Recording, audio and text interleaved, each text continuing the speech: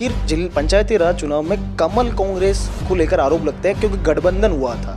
आखिर ये कैसे संभव हो पाया? रातों रात बीजेपी और कांग्रेस एक हो गई। जो सबसे बड़ी विरोध समस्या जो शहर की हर जनता महसूस कर रही है, नगर परिषद आप ही के पार्टी का बोर्ड है। कई वादे हुए थे, कई सपने दिखाए गए थे, लेकिन आज शहर में गंदगी का अंबार है। जगह जगह असुविधा है, लोगों के काम नहीं आ रहे हो रहे, लोग परेशान हैं। आखिर यही परेशानी क्यों? अभय कमांड की वजह से जरूर थोड़े से रोडों की वो बात हुई है। हमारे सभापति जी भी विजिलेंस हैं, तालाब भी हैं। तो कमल कांग्रेस को लेकर बीटीपी एनटीपी या जो भी दूसरी पार्टियां हैं, कमल कांग्रेस एक है कहकर आप पर वार जबरदस्त कर रही हैं। कहीं ना कहीं असर भी हो रहा है। क्या आपको नहीं लगता ये कमल कांग्रेस का जो टैग आप पर लगा है वो आपको नुकसान भी पहुंचा सकता है? 2023 के चुनाव नज़दीक हैं। क्या बीजेपी ने डूंगरपुर जिले की 4 विधानसभाओं में क्या अपने कैंडिडेट तैयार कर लिए क्या? 16 मई को राहुल गांधी यहाँ पर आ रहे हैं बेणेश्वर धाम में। इस दौरे को आप किस नज़र से देखते हैं?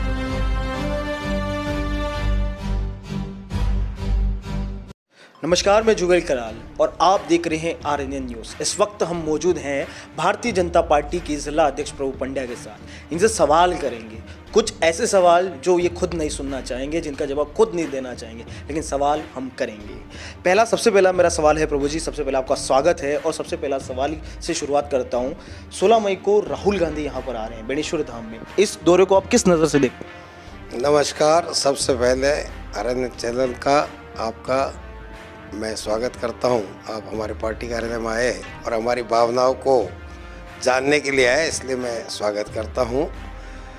16 तारीख के दिन कांग्रेस पार्टी के आला कमान राजकुमार जो बेणेश्वर धाम पे आ रहे हैं, ये मुझे ऐसा लगता है पूरी तरह से राजनीतिक स्टंट है। इसलिए मैं कह रहा हूं कि सरकार को, राजस्थान में अशोक गहलोत जी सरकार को आए और 4 वर्ष हो गए और 4 वर्ष में इन्होंने जो वादे 2018 में किए थे कोई काम पूरा नहीं किया। आज एक झुनझुना बेणेश्वर में हाई प्रोफाइल पुल बनाने की बात कह करके लोगों को देखे जा रहे हैं, लेकिन मुझे लगता है कि ये बनेगा कब। इससे पहले भी इनकी मम्मी सोनिया जी गांधी हमारे यहाँ 2010 में रेलवे लाइन का, बांसवाड़ा रेलवे लाइन का उद्घाटन शिलान्यास करके गई। आज उसके क्या हाल है? अभी तो वो प्रोजेक्ट पूरा नहीं हुआ, वैसे ही ये भी इस तरह से प्रोजेक्ट होगा। इसलिए मुझे ऐसा लगता है खाली ये चुनाव 2023 के आ रहे हैं, उसमें लोगों को झुंझुना पकड़ाने के लिए, लोगों को इस तरह से बरगलाने के लिए आ रहे हैं और ये हाई प्रोफाइल फूल की बात कर रहे हैं। वास्तव में करना चाहिए तो उस बेणेश्वर धाम का तीर्थ जो है उसमें स्नान का बड़ा महत्व है। वहाँ त्रिवेणी संगम पे अगर एनिकेट और बन जाता तो बहुत अच्छा होता। वहाँ पे अगर गार्डन बन जाते, ग्रीनरी लग जाती, पौधे वगैरह लगा करके, तो वहाँ के लोगों को सुकून मिलता। आपके इस तरह के हाई प्रोफाइल फूल बनाने से कनेक्टिविटी आपके बड़े बड़े गांव जो है, पिंडावल है, उधर से सागवाड़ा के सरोदा और उधर से पूरे लोग इधर बांसवाड़ा लाइन से जाते हैं, पालोदा है, लोहारिया है, से बड़े बड़े गाँव हैं, इनकी कनेक्टिविटी उल्टी कट जाएगी। और वहाँ जो शांत इलाका है जहाँ लोगों को अपने अस्थि विसर्जन के लिए शांति चाहिए, वहाँ पे गार्डन चाहिए, ग्रीनरी चाहिए, रोडों की चौड़ाई चाहिए, वहाँ पे आप इस तरह से डिस्टर्ब करके कहीं न कहीं ये भी उस क्षेत्र को अशांत करने की इसके पीछे तो 2023 को लेकर कांग्रेस ने तैयारियां शुरू कर दी हैं। 3 से 4 बार सीएम खुद बेणेश्वर डूंगरपुर आते जा रहे हैं। सोनिया गांधी भी आ रही है, राहुल गांधी भी आ रही है। आखिर बीजेपी की किस तरह की तैयारियां? देखिए, भारतीय जनता पार्टी कार्यकर्ता बेस्ट पार्टी है। यहाँ पे बड़े नेता आएंगे, निश्चित रूप से उनका मार्गदर्शन हमको मिलता है और उसके अनुसार काम चलता है। भारतीय जनता पार्टी में भी 2023 की विधानसभा चुनाव की और 2024 के लोकसभा चुनाव की हम तैयारी में हैं। पूरी तरह से हम तैयार हैं। हमारी नीचे की टीम जो है कार्यकर्ताओं की, पोलिंग बूथ की टीम, इसके ऊपर हमारी शक्ति केंद्र होता है, शक्ति केंद्र की टीम, इसके ऊपर हमारा मंडल होता है, मंडल के ऊपर हमारे मोर्चे होते हैं और पार्टी के ज़िले के सभी प्रकल्प जो हमारे हैं उस पर हम बिल्कुल तैयार हैं। कभी भी चुनाव हो जाए, हम अपनी पूरी परफॉर्मेंस के साथ राजस्थान के अंदर इस वागड़ में हम पूरी तरह से 4 सीटों पे डूंगरपुर जिले के स्थापित होंगे, ऐसा हमारी पूरी तैयारी। कांग्रेस हमेशा से ही आप पर महंगाई के मुद्दे पर, बेरोजगारी के मुद्दे पर आपकी पार्टी पर वार करती आई है। आखिर कहीं ना कहीं देखा जाए बेरोजगारी और महंगाई एक मुद्दा तो है, लेकिन कांग्रेस इस पर आप पर वार कर रही है, इसको लेकर आप क्या कहेंगे? देखिए, उल्टा चोर कोतवाल को डांटे ऐसी बात है। जिस बेरोजगारी को बात कर रहे हैं कांग्रेस के लोग, जिन्होंने अपने 2018 के चुनाव के घोषणा पत्र में बात की थी हम लाखों लोगों को नौकरियां देंगे, आज आप देख रहे हैं कि परीक्षाएं भी ठीक से नहीं करवा पा रही है। जिन बेरोजगारों को नौकरी देने की बात की थी, जो रजिस्टर्ड बेरोजगार हैं, उनको बेरोजगारी भत्ता तक नहीं दे सके। वो भारतीय जनता पार्टी पर आरोप लगा करके अपना कमियां छिपा रहे हैं। इसलिए मैं समझता हूं कि महंगाई जहां तक बात है, मैं हमारे यहाँ पे जैसे पेट्रोल डीजल की बात कर रहा हूँ, राजस्थान के पड़ोसी राज्य हमारा गुजरात है। यहाँ शामला जी में अगर कोई डीजल या पेट्रोल भराता है तो उसके 10-15 रुपये का फ़र्क आता है। पेट्रोल में 15-14 रुपये कम है और पेट्रोल में भी 10-12 रुपये कम है। यहाँ पे इन्होंने एक्साइज ड्यूटी बढ़ा रखी है, महंगाई कम करने की बात कर रहे हैं। तो राजस्थान की सरकार बाकी सभी स्टेटें कर रही है, तो पेट्रोल डीजल में करते तो महंगाई तो ऐसे ही नीचे आ जाएगी। लेकिन कांग्रेस की सरकार का, अशोक जी गहलोत सरकार का हमेशा ये है कि अपनी कमियों को नहीं देखना और दूसरे पे डाल करके निकलना। लेकिन लोग समझदार हैं कि इसके अंदर ये पेट्रोल डीजल के, मैं मांग करता हूँ आपके चैनल के माध्यम से, अशोक जी गहलोत साहब, राजस्थान के सारे पेट्रोल पंप जो है वो ऐसे ही खाली पड़े रहते हैं। शामला जी में डीजल भराते हैं, इसके बाद वो फिर उधर जाके दिल्ली भराते हैं, हरियाणा भराते हैं, क्योंकि बीच में पेट्रोल डीजल एक टैंक फुल करने में इनको 2-5 हज़ार का फ़ायदा हो जाता है। तो इसलिए लोग करते नहीं हैं। तो ये काम तो इनको करना चाहिए।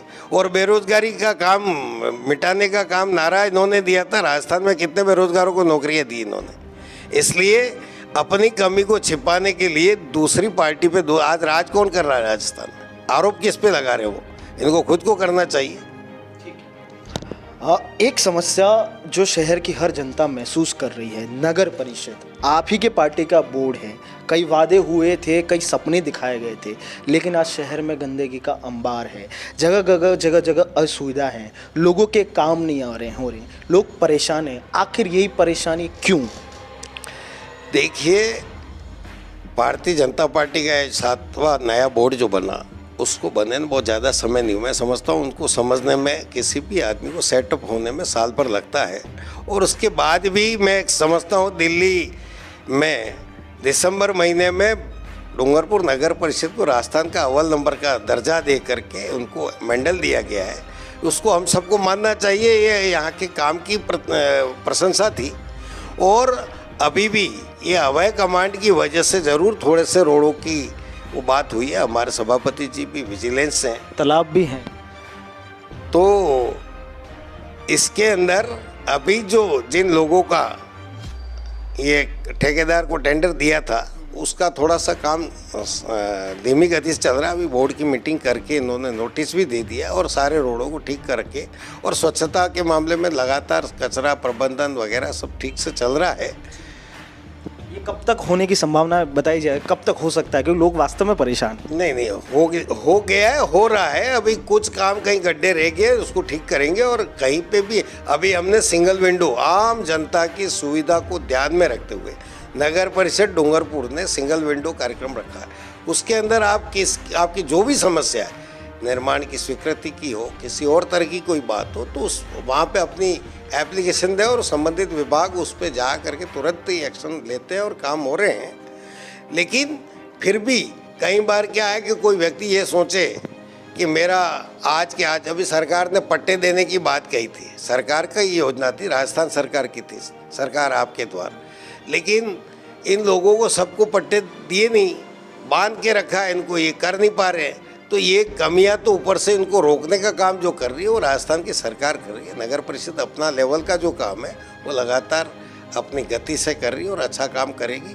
कहीं और भी कमी रहेगी है तो उसको हम ठीक करेंगे।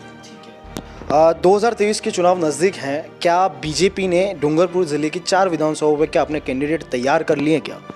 देखिए, भारतीय जनता पार्टी का हर कार्यकर्ता अपने विलक्षण प्रतिभाओं का धनी है। यहाँ पे पार्टी के अंदर कोई ढूंढना नहीं पड़ता। हमारे पास अनेक आदिवासी समाज के इतने अच्छे कैंडिडेट हैं। हर विधानसभा में। ये बहुत अच्छे सुकन है, भारतीय जनता पार्टी के सुखद समाचार है।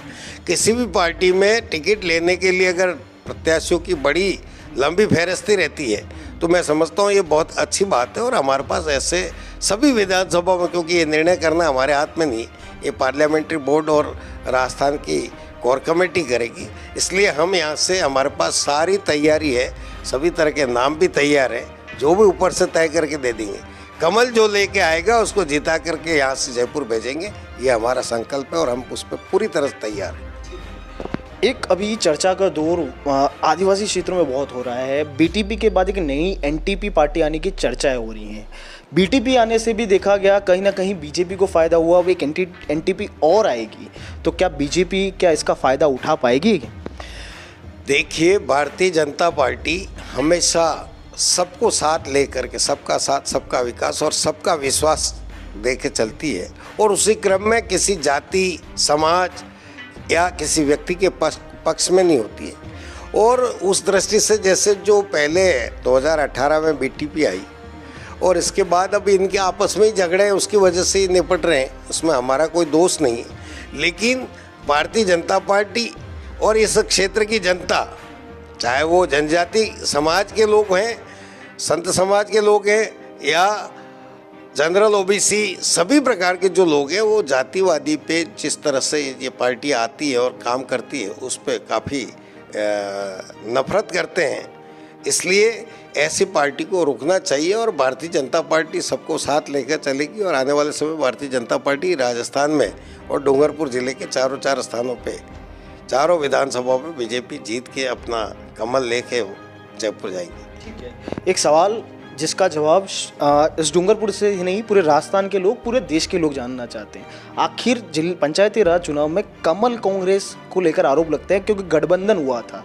आखिर ये कैसे संभव हो पाया, रातों रात बीजेपी और कांग्रेस एक हो गई, जो सबसे बड़ी विरोधी है? देखिए, ये तो ऊपर वाले की कृपा है, क्योंकि डूंगरपुर की जनता, जैसे मैंने पहले बताया आपको, कि जातिवादी राजनीति से बहुत ही नफरत करती है। और इस तरह का जो वायुमंडल बना था उस समय विधानसभा चुनाव में और इसके बाद पंचायती राज चुनाव में भी ये बना था, जनता ये चाहती थी कि ये इन लोगों को रोका जाए, कैसे भी करके जातिवादी राजनीति को रोका जाए और सबको जो साथ लेके चलने वाले लोग हैं, सभी समाज का सम्मान करने वाले जो लोग हैं, उस पार्टी की बने। तो उसमें हमारी पार्टी ने अपना फार्म भरा था। अब हमको समर्थन जिन लोगों ने दिया उनको धन्यवाद देता हूँ मैं। लेकिन कुछ शर्तें थी या कुछ खरीद फरोख्त था या फिर ऐसे ही? किसी भी तरह से कोई, सिर्फ डूंगरपुर के हित को ध्यान में रखते हुए, डूंगरपुर की जनता की भावनाओं को ध्यान में रखते हुए, डूंगरपुर की जिन लोगों ने भी, जो जिला परिषद के मेंबर थे, उन्होंने वोट दिए। मैं तो आज भी, मुझे भी अभी तक मालूम नहीं पड़ा कि किन लोगों ने वोट दिए, लेकिन जिन्होंने भी दिए हैं मैं निश्चित रूप से इनका आभार और धन्यवाद प्रकट करता हूँ आपके माध्यम से, आपके चैनल के माध्यम से। एक आखिरी सवाल है मेरा, कमल कांग्रेस को लेकर बीटीपी, एनटीपी या जो भी दूसरी पार्टियां हैं, कमल कांग्रेस एक है कहकर आप पर वार जबरदस्त कर रही हैं, कहीं ना कहीं असर भी हो रहा है। क्या आपको नहीं लगता ये कमल कांग्रेस का जो टैग आप पर लगा है वो आपको नुकसान भी पहुंचा सकता है? देखिए, हम तो अपने आप में बहुत स्पष्ट हैं। भारतीय जनता पार्टी किसी के साथ कोई समझौता नहीं, किसी के साथ कोई टाई अप नहीं, और हम अपने तरीके से चुनाव लड़ते हैं, अपने स्वतंत्र रूप से चुनाव लड़े और चुनाव में हमको जो जीत मिली बड़ी पार्टी के रूप में, इसके बाद हमने अपना नामांकन भरा और जिन लोगों ने सहयोग दिया, समर्थन चलता है राजनीति में ये कि समर्थन इधर सरकार के, विधानसभा में भी ऐसा होता है। तो या तो छोटे चुनाव थे जिला परिषद में, तो जिला परिषद के चुनाव में किसने हमको समर्थन दिया वो आज तक मुझे भी समझ में नहीं आया, लेकिन जिन्होंने भी दिया, मैं बार बार यही कह रहा हूँ, आरोप निराधार है। हमको जिन लोगों ने दिया उनमें राष्ट्रवाद था, उसमें देश के प्रति समर्पण के भाव थे, इसलिए इन्होंने दिया, इसलिए मैं धन्यवाद देता हूँ। देखा आपने, हमारे बीच में थे प्रभु पंड्या, उनसे हमने सवाल किए और उन्होंने अपना जवाब दिया। कमल कांग्रेस को लेकर सवाल किए और आने वाले चुनाव की तैयारियों को लेकर भी। देखते रहिए RNN न्यूज़। मैं RNN न्यूज़ के लिए जुगल कलाल, मेरे सोएगी दर्शन दवे के साथ डूंगरपुर।